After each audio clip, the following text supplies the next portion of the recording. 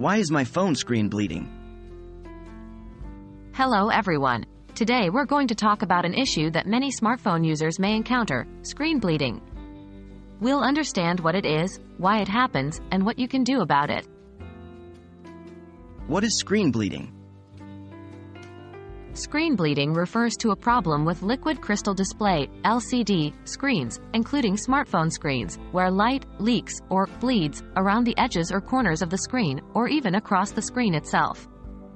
It usually manifests as patches of light or a sort of glow that seems out of place. Why does screen bleeding happen? Screen bleeding usually happens due to manufacturing defects or physical damage. LCD screens are made of several layers, and if these layers aren't perfectly aligned or if they get damaged, light can leak in places it's not supposed to. In particular, pressure damage is a common cause of screen bleeding. If your phone is tightly squeezed in a pocket or if something heavy is placed on it, the pressure can cause the layers of the screen to shift or get damaged, which can result in screen bleeding. Can screen bleeding be fixed? If your phone is still under warranty, the best course of action is to contact the manufacturer or your service provider.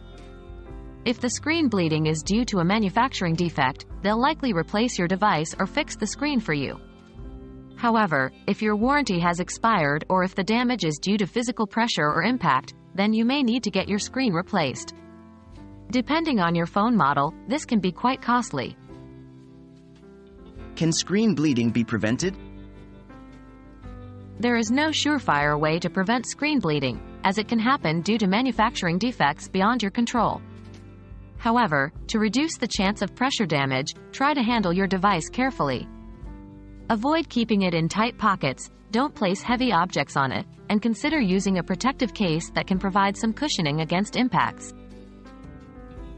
Screen bleeding can be an annoying problem, but understanding what it is and why it happens can help you tackle it effectively.